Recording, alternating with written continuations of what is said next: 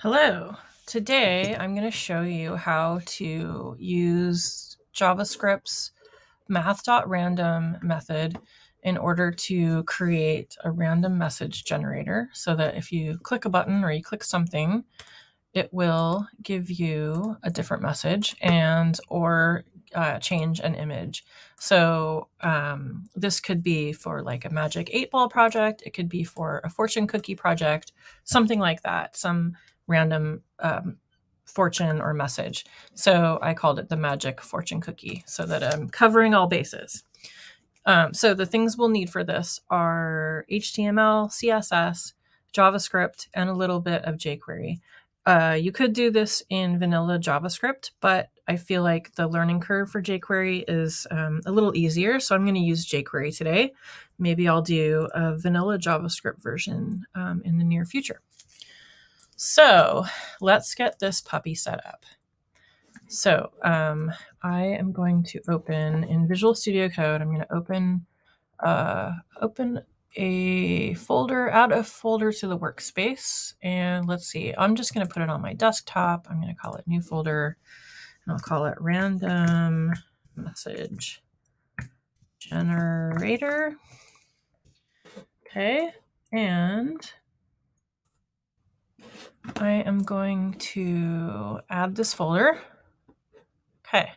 So with this selected, so it's highlighted, I'm going to add an index.html file. I want to add a script.js file, and I'm going to add a style.css file. So I almost thought I had a typo there. Make sure that the file extension is .html, .js, and .css. If you're using code, you can check that by clicking. If you click on a file, it should say CSS. This one should say JavaScript.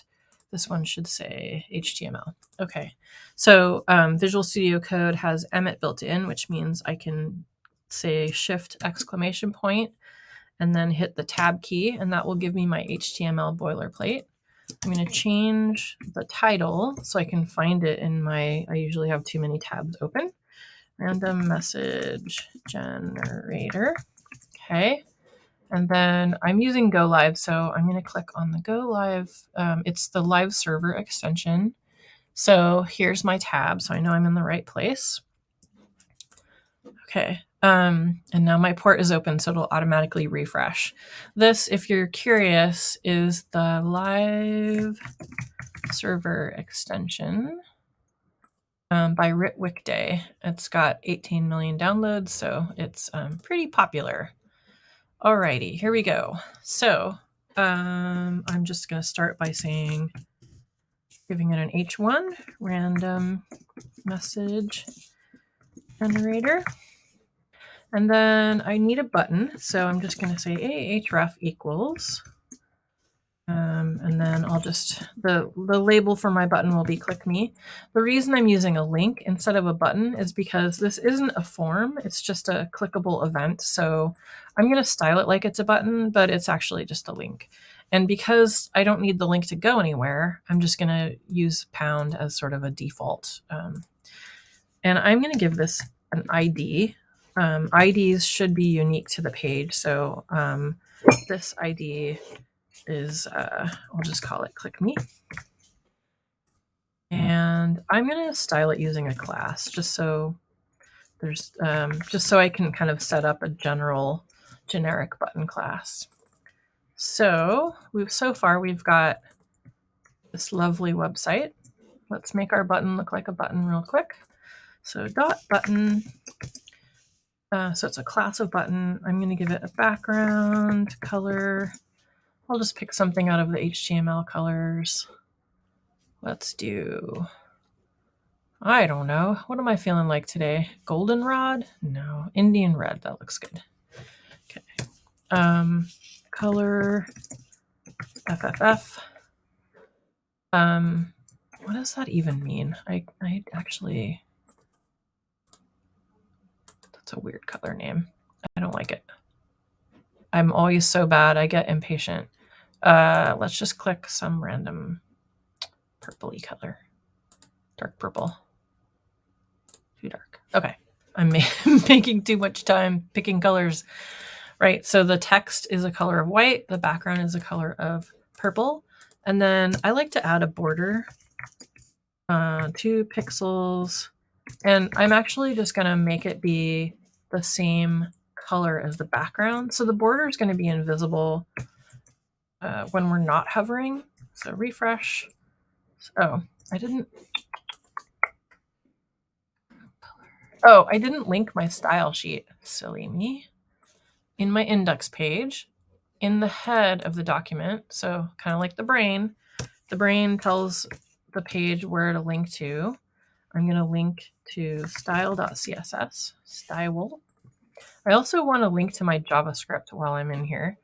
So if you type the word script and then tab, it'll give you the script tag, but then you need to add src equals and then the name of the file. So here it is, script.js. So now we have that linked. I won't have to worry about it later and wonder why my JavaScript isn't working. So let's see if our style is there. There it is. So I'm going to get rid of the text decoration underline. I'm going to give it some padding and I'm going to round the corners. So text decoration none. That gets rid of the underline. And then padding. And I'm going to do top bottom of 1 value. So 10 pixels on the top and bottom. And then 18 pixels on the left and right. So if you have 2 values, that's how they break up in CSS. Okay, and now I like to add a little rounding. So border dash radius, and then you tell it how many like percentage or pixels that you want to use to round. So I want to round up to like 12 pixels in. And now I've got a little roundy button. So nothing happens when I hover. So let's add a hover. I'm just going to copy and paste this. I'm going to add hover. And on the hover, the only thing I want to change is the background color and the color. So I'm going to get rid of all the rest of it. And I'm going to swap these two. So I'm going to take this guy, pet, paste it here.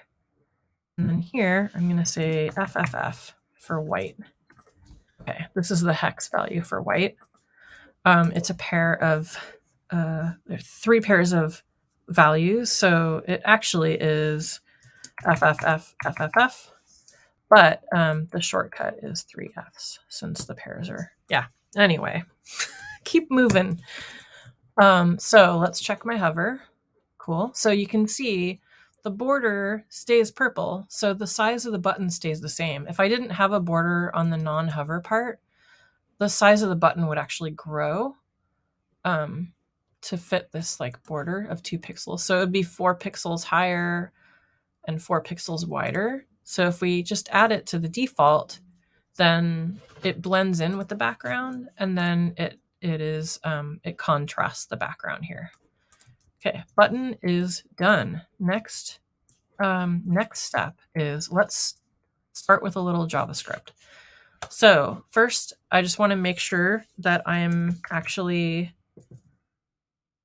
connected. I'm just going to do an alert of JS is cool. Oh, what did I just do? I just went to the wrong. JS is cool. So it's a string. Okay. Oh, it's because of the server. Okay, so I want to use math.random. So I went to W3 schools and I grabbed this. So let's just console log this. So what this is going to do is I'm just going to log whatever this number is. So what this will do is it'll return a number from 1 through 10. But I don't want I don't want 0, so I'm going to add a 1 to everything. So this would actually be 0 through 9, and then plus 1 would give it 10. Okay, so let's try this. Refresh. I'm going to open the inspect tool. So I right-clicked on the page to get to the inspect tool. Now I'm going to click on console. So 3 was what came up when the page loaded. if I click again, it's like hard to view everything at the same time. Let me shrink my page down. There you go. 3. Oh yeah, it's not connected to the click. So if I hit Command R to refresh the page, then I get 2, then I get 5. So it looks like it's working, and I have 10. That's good. And I don't have 0. Great. So we want to connect it to the click. So this is where JQuery comes in. I'm going to use JQuery as our event listener. So JQuery is a file with a whole bunch of JavaScript code in it. So we want to go get that file and have it imported into our page. So code.jquery.com is a content delivery network that has a version of jQuery that will load really quickly. So we want the top one. It's 3.6.0 right now. And I want the minified version because it's the full version, but all the spaces and line breaks have been taken out to make it a slightly smaller file. So I'm going to copy that. Then I'm going to go here, not here, to my index.html. And above my script, because I want to use jQuery in my script, I am going to paste it right above. And then I'm just going to do a little test on my script page. I'm going to say, this is how I talk to jQuery. I say, hey, jQuery, go find, what did we call it? Click -me. So go find an ID called click-me. And when I click it, run a function. So this is pretty much boilerplate jQuery. So burn this into your mind and you will be rewarded. But this is basically saying, click me, and then when I am clicked, do something. So let's take this line, and instead of having it up here, let's have it in here so that it will only run and put something in the console when we click the button. So let's try that. Close that one, refresh. And see how this is like I don't have a fave icon set up, so you're always going to get this error. I'll cover fave icons in a different video, but they're basically the little icons that come up with your title. Okay, so let's click it. We get an 8, we get a 5. So it looks like our click method is working. This is fantastic. So let's talk about switch statements. So in programming, there is the if statement. So if, I'll just do some pseudocode. If something is true, then do some stuff. So the do some stuff always goes in the body, which is the curly bracket. So I like to think of it as the whoop woo tag. So this is an if statement, and you can also say else if something, do something else. And you can end it with else. So if we were going to do this for 10 things, it would be a lot of else ifs. Else if, else if, else if. So there's something a little better than that. There is something called a switch statement. And the switch looks like this. Switch some value, and then it has a bunch of cases. So it'll say case some value. So this could be like bird or something. We're using a number in this case. So I'm going to say if 1 is the value, then do some stuff. So I could say console.log, and I'll say you will be rewarded. Yeah, you will be rewarded. And then if case 1 is indeed the case, then I don't want it to look at any other cases. I want it to break. So break means finish, like do that console log and then finish and get out of this switch statement. However, if I have another case, so case 2, then I'll have another console log. That will be, you will be punished. And also break. So it's a pattern. And then, So you can do as many cases as you want, but you always want to remember the last case, which is the default. D-E-F-A-U-L-T, default. So if none of the cases are true, then it will return this. You are beautiful. Okay, so I want to do 10, so I'm going to try to do this really fast. I'm tempted to not do 10 for the sake of the video. I'm going to do 4. Okay, case 2. I'll just make a couple more. 3, 4. Okay, this will be 4.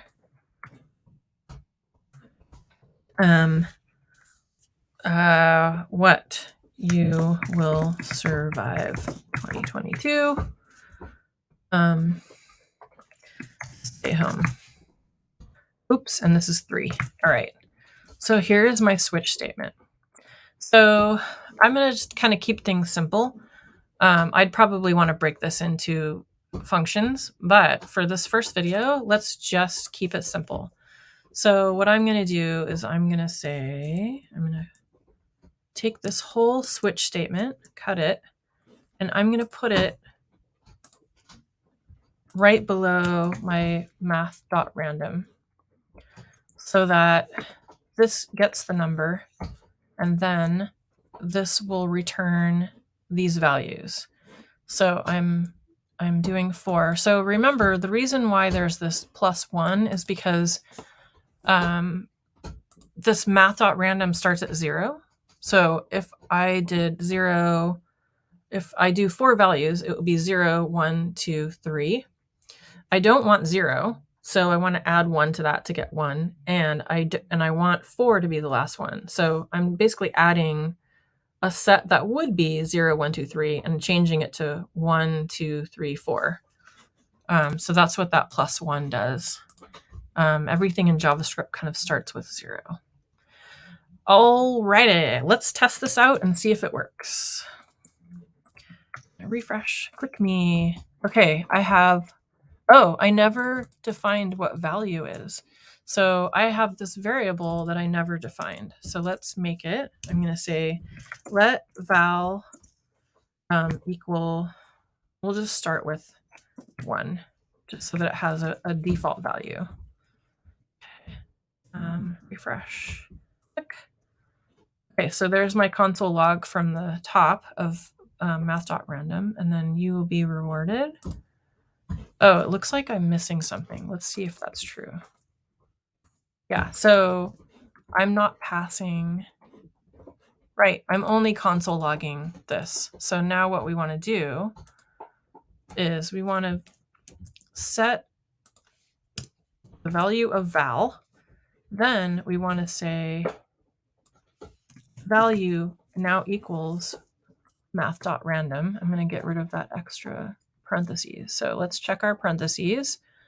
Blue, blue, yellow, yellow. Okay, we're good. So let val equal 1. Val equals whatever random number. And then do the switch using whatever is passed to it. Let's try that. Click. You will be rewarded. Stay home. Stay home. You will survive. Stay home. Boy, it really wants us to stay home. That is random, I swear. It's just that it randomly seems to want us to stay home and be rewarded. Okay. Cool. So the hard part is done. We have our switch statement. We've got a bunch of stuff. Let's, instead of console logging, let's do some HTML. So let's go back to our index page. In here, we have our button. Let's just, let's add a paragraph. And I'm going to give it an ID of something. I'll call it, I haven't used message, right? I'll call it message. So now we can use jQuery to replace stuff. So I can say, hey, jQuery, go find an ID called message. I did make it an ID, right? Yeah, ID of message.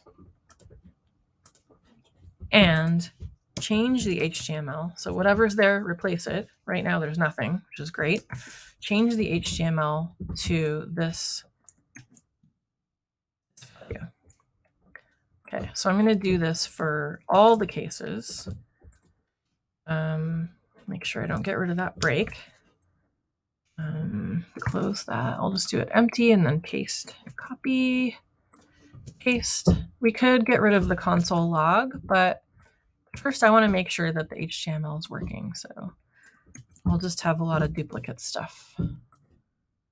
Copy, paste, copy, paste, paste. That's Command C, Command V. All right, so that's all 4. Well, 5, I guess, including the default. Refresh. Stay home. Oh yeah, I have to get this farther down. Stay home. Click me. You will survive. You'll be rewarded. You'll survive. Stay home. Cool. So it's working. So what if you had images that were different messages? Well, you could also have in your HTML an image. So here's our paragraph. Let's put an image below the paragraph. IMG src equals nothing. And then let's give it an ID. ID equals pick.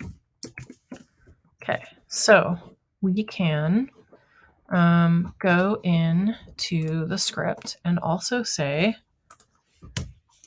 hey, JQuery, go find an ID called pick and find the attribute that is source and change it to something. So because I don't have images, I'm going to use, maybe, I think there's a Jeff Goldblum image placeholder. Let's see. Jeffson. Yes. Text. Oh, it's just text though. Okay, well, dagnaggit. I am going to, I'll just do place kitten. So place kitten is an old favorite of mine. You basically give it the URL of placekitten.com and then the width and then the height. So this is a 200 by 300 pixel kitten. So I'll just do this for the purpose of this demo. So I'll just start with 200 by 300 and then I'm just going to copy this. And the cool thing about place kitten is you can just change it by like one value and it'll give you a different kitten. I'm just going to kind of tweak the values slightly. If you were doing an 8-ball, you could basically have the 8-ball and then have the message absolutely positioned where the window is, and then have your little triangle messages have them just be different values and then replace it. Or you could do text or whatever you can think of. Okay. This one I'll do. All right, so let's test this out. Fresh, click me. There's my kitty. Different kitty. Stay home. You will survive. Come on, new one. Stay home. You'll be punished. Stay home. You'll be rewarded. Aww. Okay, so that is the general how to get this working. Maybe the next version I will do the visuals, like how to get things laid out and all that fun stuff. I hope this was valuable. I will put a link to this code in the description and have fun. Websites are awesome. All right, thank you. Bye.